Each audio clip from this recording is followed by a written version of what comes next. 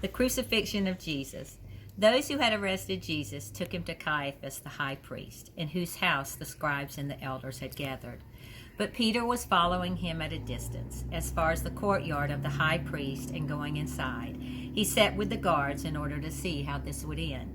Now the chief priests and the whole council were looking for false testimony against Jesus so that they might put him to death. But they found none, though many false witnesses came forward. At last 2 came forward and said, "This fellow said, I am able to destroy the temple of God and to build it in 3 days." The high priest stood up and said, "Have you no answer? What is it that they testify against you?" But Jesus was silent.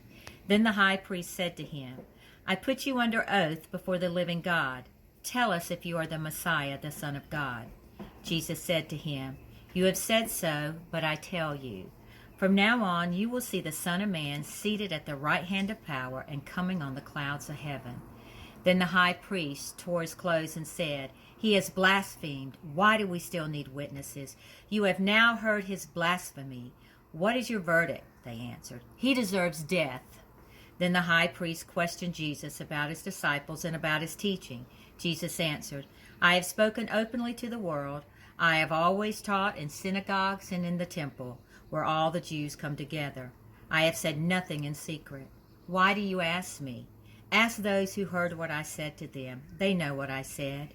When he had said this, one of the police standing nearby struck Jesus on the face, saying, "Is that how you answer the high priest?" Jesus answered, "If I have spoken wrongly, testify to the wrong. But if I have spoken rightly, why do you strike me?" Now the men who were holding Jesus began to mock him and beat him. They also blindfolded him and kept asking him, "Prophesy, who is it that struck you?" They kept heaping away many insults on him. When day came, the assembly of the elders of the people, both chief priests and scribes, gathered together, and they brought him to their council. They said, "If you are the Messiah, tell us." He replied, "If I tell you, you will not believe, and if I question you, you will not answer. But from now on, the Son of Man will be seated at the right hand of the power of God." All of them asked, "Are you then the Son of God?" He said to them, "You say that I am." Then they said, "What further testimony do we need? We have heard it ourselves from his own lips."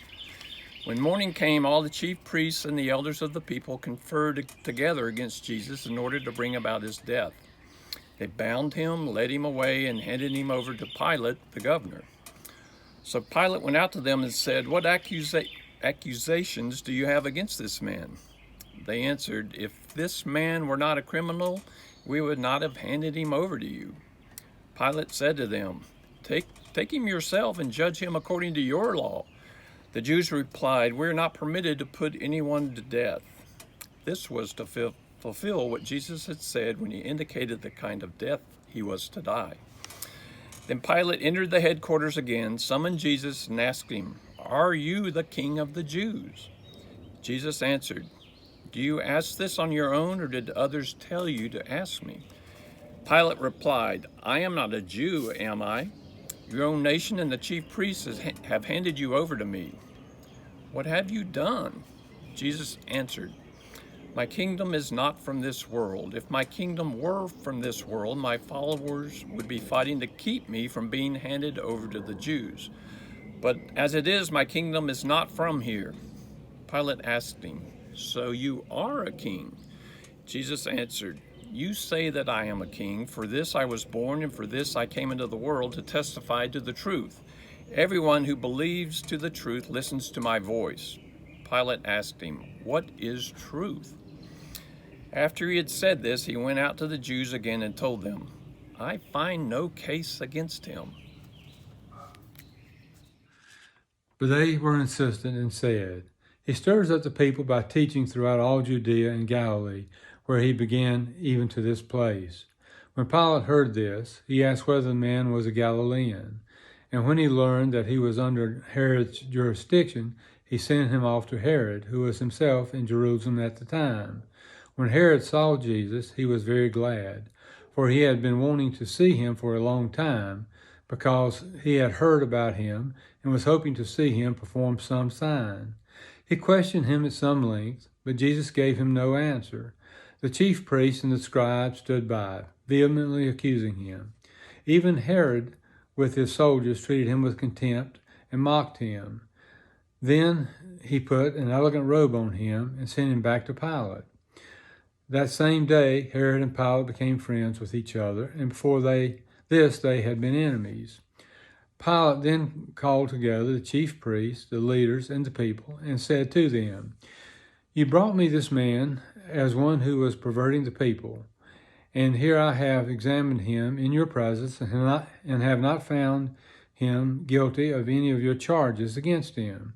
Neither has Herod, for he sent him back to us. Indeed, he has done nothing to deserve death. I will therefore have him flogged and release him." Now at the festival, the governors was accustomed to release a prisoner for the crowd, anyone whom they wanted. At that time, they had a notorious prisoner called Jesus Barabbas. So after they had gathered, Pilate said to them, "Whom do you want me to release for you, Jesus Barabbas or Jesus, who is called the Messiah?" For he realized that it was out of jealousy that they had handed him over. While he was sitting on the judgment seat, his wife sent word to him, "Have nothing to do with that innocent man, for today I have suffered a great deal because of a dream about him." Now the chief priests and the elders persuaded the crowd to ask for Barabbas and to have Jesus killed. The governor again said to them, "Which of the two do you want me to release for you?" And they said, "Barabbas." Pilate said to them, "Then what should I do with Jesus, who is called the Messiah?" All of them said, "Let him be crucified." Then he asked, "Why? What evil has he done?" But they shouted all the more, "Let him be crucified." Then they shouted out together, "Away with this fellow! Release Barabbas for us." This was a man who had been put in prison for an insurrection that had taken place in the city and for murder. Pilate, wanting to release Jesus, asked him again, but they kept shouting, "Crucify! Crucify him!" A third time he said to them, "Why? What evil has he done? I found in him no grounds for the sentence of death. I will therefore have him flogged and then release him." But they kept urging, demanding with loud shouts that he should be crucified, and their voices prevailed. So Pilate gave his verdict that their demand should be granted. He released the man they asked for, the one who had been put in prison for insurrection and murder, and he handed Jesus over as they wished. So when Pilate saw that he could do nothing, but rather that a riot was beginning, he took some water and washed his hands before the crowd, saying, "I am innocent of this man's blood. See to it yourselves." Then the people as a whole answered, "His blood be on us and on our children." So he released Barabbas for them, and after flogging Jesus, he handed him over to be crucified. Then the soldiers of the governor took Jesus into the governor's headquarters, and they gathered the whole cohort around him. They stripped him and put a scarlet robe on him. After twisting some thorns into a crown, they put it on his head. They put a reed in his right hand and knelt before him and mocked him, saying, "Hail, King of the Jews!" They spat on him and took the reed and struck him on the head. After mocking him, they stripped him of the robe and put his own clothes on him. Then they led him away to crucify him. Pilate went out again and said to them, "Look, I am bringing him out to you to let you know that I find no case against him." So Jesus came out wearing the crown of thorns and the purple robe. Pilate said to them, "Here is the man." When the chief priests and the police saw him, they shouted, "Crucify him! Crucify him!" Pilate said to them, "Take him yourselves and crucify him. I find no case against him." The Jews answered him, "We have a law, and according to that law, he ought to die because he is claimed to be king, the Son of God." So when Pilate heard this, he was more afraid than ever. He entered his headquarters again and asked Jesus, "Where are you from?" But Jesus gave him no answer.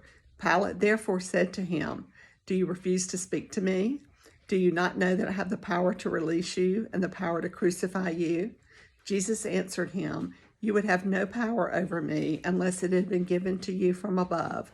Therefore, the one who handed me over to you is guilty of a greater sin."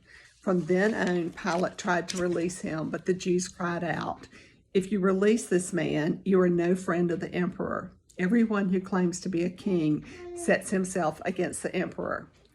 When Pilate heard these words, he brought Jesus outside and sat on the judge's bench at a place called the Stone Pavement, or in Hebrew, Gabbatha. Now it was the day of preparation for Passover, and it was about noon. He said to the Jews, "Here's your king." They cried out, away with him, crucify him." Pilate asked them, "Shall I crucify your king?" The chief priest answered, "We have no king but the emperor." Then they handed him over to be crucified. As they led him away, they seized a man, Simon of Cyrene, who was coming from the country, and they laid the cross on him and made him carry it behind Jesus. A great number of the people followed him, and among them were women who were beating their breasts and wailing for him. But Jesus turned to them and said, "Daughters of Jerusalem, do not weep for me, but weep for yourselves and for your children. For the days are surely coming when they will say, 'Blessed are the barren, and the wombs that never bore, and the breasts that never nursed.' Then they will begin to say to the mountains, 'Fall on us,' and to the hills, 'Cover us.' For if they do this when the wood is green, what will happen when it is dry?" 2 others also, who were criminals, were led away to be put to death with him. When they came to the place that is called the Skull, they crucified Jesus there with the criminals, one on his right and one on his left. And they offered him wine mixed with myrrh, but he did not take it. Then Jesus said, "Father, forgive them, for they do not know what they are doing." It was 9 o'clock in the morning when they crucified him. Then 2 bandits were crucified with him, one on his right and one on his left. Those who passed by derided him, shaking their heads and saying, "You who would destroy the temple and build it in 3 days, save yourself. If you are the Son of God, come down from the cross." In the same way, the chief priests also, along with the scribes and elders, were mocking him, saying, "He saved others, but he cannot save himself. He is the King of Israel. Let him come down from the cross now, and we will believe in him. He trusts in God. Let God deliver him now if he wants to, for he said, 'I am God's son.'" The bandits who were crucified with him also taunted him in the same way. One of the criminals who were hanged there kept deriding him and saying, "Are you not the Messiah? Save yourself and us." But the other rebuked him, saying, "Do you not fear God, since you are under the same sentence of condemnation? And we indeed have been condemned justly, for we are getting what we deserve for our deeds. But this man has done nothing wrong." Then he said, "Jesus, remember me when you come into your kingdom." He replied, "Truly I tell you, today you will be with me in paradise." From noon on, darkness came over the whole land until 3 p.m. And about 3 o'clock, Jesus cried in a loud voice, my God, why have you forsaken me?" When some bystanders heard it, they said, "This man is calling for Elijah." Meanwhile, standing near the cross of Jesus were his mother, his mother's sister, Mary the wife of Clopas, and Mary Magdalene.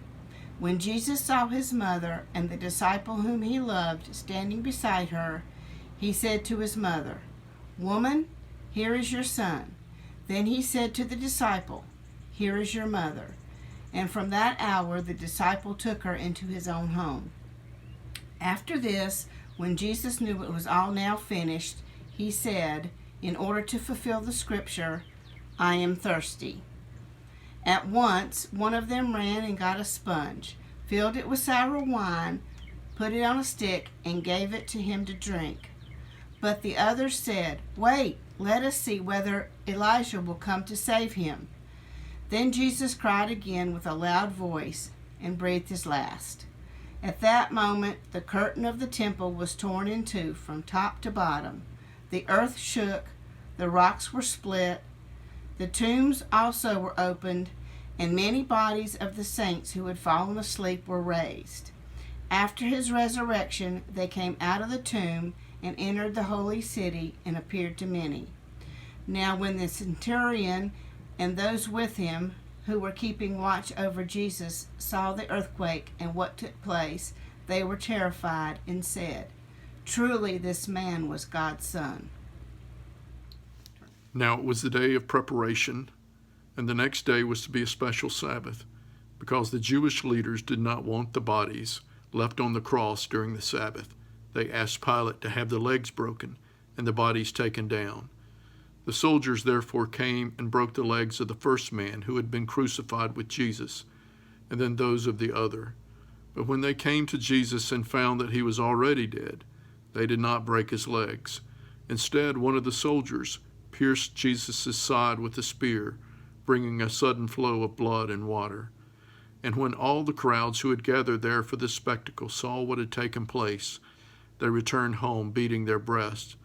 But all his acquaintances, including the women who had followed him from Galilee, stood at a distance watching these things. As evening approached, there came a rich man from Arimathea named Joseph, who had himself become a disciple. Going to Pilate, he asked for Jesus' body, and Pilate ordered that it be given to him. Joseph took the body, wrapped it in a clean linen cloth, and placed it in his own new tomb that he had cut out of the rock. He rolled a big stone in front of the entrance to the tomb and went away. Mary Magdalene and the other Mary were sitting there opposite the tomb.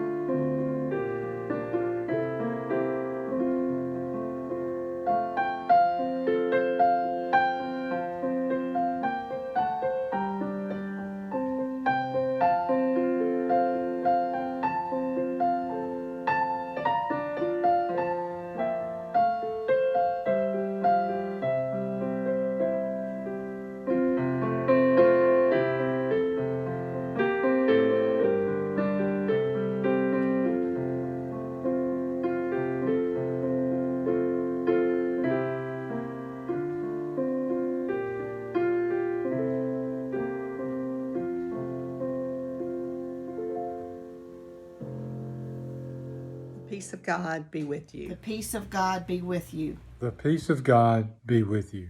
The peace of God be with you. The peace of God be with you. The peace of God be with you. The peace of God be with you.